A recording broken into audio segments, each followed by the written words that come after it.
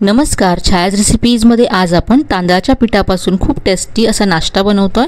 तर इथे मी 1 वाटी तांदळाचं पीठ घेतलंय। यामध्ये आता बारीक चिरलेला कांदा घालायचा आहे। एक मध्यम आकाराचा कांदा इथे मी बारीक चिरून घेतलाय। यानंतर यामध्ये बारीक चिरलेली हिरवी मिरची घालायची आहे। बारीक चिरलेला कढीपत्ता घातलाय।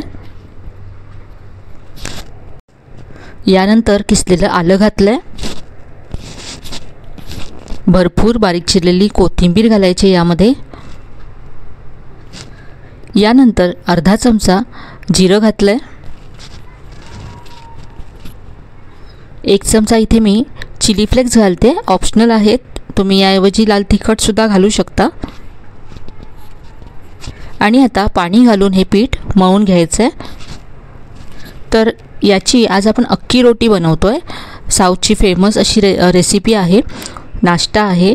यामध्ये शेपूची भाजी बारीक चिरून घातली जाते।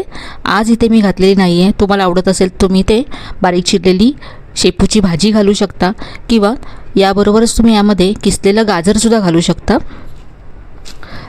आता याची अख्खी रोटी म्हणजे आपण जसं थालीपीठ बनवतो त्याप्रमाणेच आपल्याला थापून घ्यायचं आहे। तर सैलसर असं पीठ मळून घ्यायचं आहे। आता पीठ मळून तयार आहे। आता आपण चटणी तयार करूया। तर इथे मी पॅन गरम करत ठेवला होता। यामध्ये 1 चमचा तेल घातलंय। अख्खी रोटीबरोबर खाण्यासाठी वेगळी अशी टोमॅटोची चटपटीत चटणी आपण बनवतोय। तेल गरम झाल्यानंतर यामध्ये मी पाव चमचा मोहरी घातली। यानंतर चिमूटभर हिंग घातला।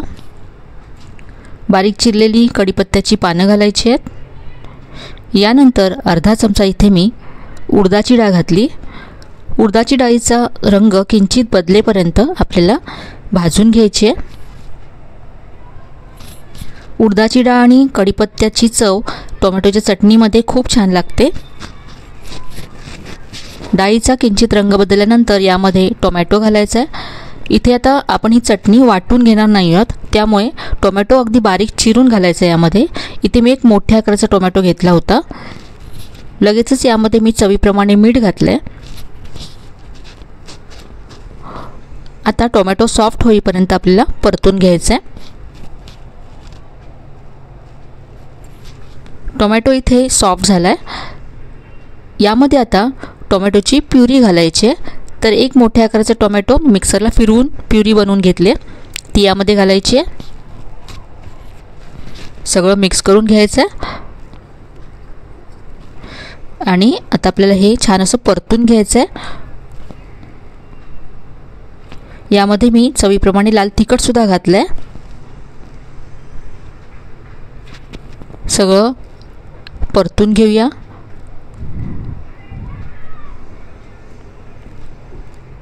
तर 2 ते 3 मिनिटं मी छान शिजवून घेतली चटणी। चटणी तयार आहे। आता याच्यावरती बारीक चिरलेली कोथिंबीर घालायची आहे। कोथिंबीर सुद्धा मिक्स करून घेतली आणि आता गॅस आपल्याला बंद करायचा आहे। गॅस बंद केल्यानंतर यामध्ये अर्धा चमचा लिंबाचा रस घालायचा आहे। टोमॅटो जर आंबट असतील तर लिंबाचा रस नाही घातला तरी चालेल किंवा लिंबाच्या रसाऐवजी तुम्ही थोडीशी चिंचसुद्धा घालू शकता। तर ही आपली मस्त अशी आंबट तिखट चटणी तयार आहे। ही बाजूला ठेवूया आणि आता आपण अख्खी रोटी बनवूया। तर इथे मी एक प्लास्टिकची बॅग घेतली आहे। यावरती थोडंसं तेल लावून घ्यायचं आहे, पीठ चिटकू नये म्हणून। एक गोळा घेतला पिठाचा आणि आता याची अख्खी रोटी किंवा थालीपीठ असं थापून घ्यायचं आहे। अगदी पातळ असं थापायचं आहे।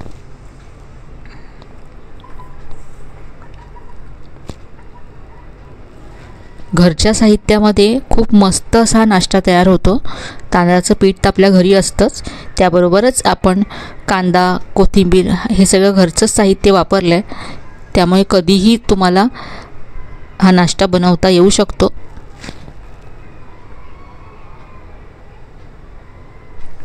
हाताला तेल लावून अगदी पातळ असं हे थालीपीठ मी थापून घेतलं आहे। याला तेल सोडण्यासाठी असे होल करून घ्यायचे आहेत।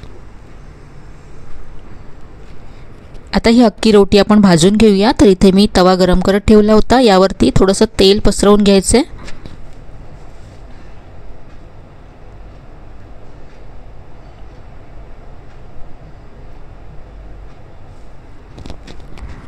आता यावरती ही अख्खी रोटी घालायची आहे आणि जे आपण होल केले आहेत त्यामध्ये थोडंसं तेल सोडायचं आहे, म्हणजे ह्याच्या मध्यभागीसुद्धा तेल लागेल आणि छान अशी भाजली जाईल।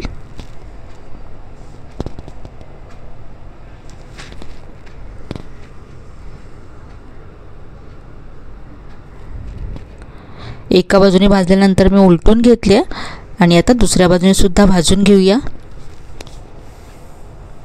अगदी पौष्टिक असा नाश्ता आहे। तुम्हाला हवी ती भाजीसुद्धा तुम्ही यामध्ये बारीक चिरून घालू शकता, पालेभाजी बारीक चिरून घालू शकता कुठलीही।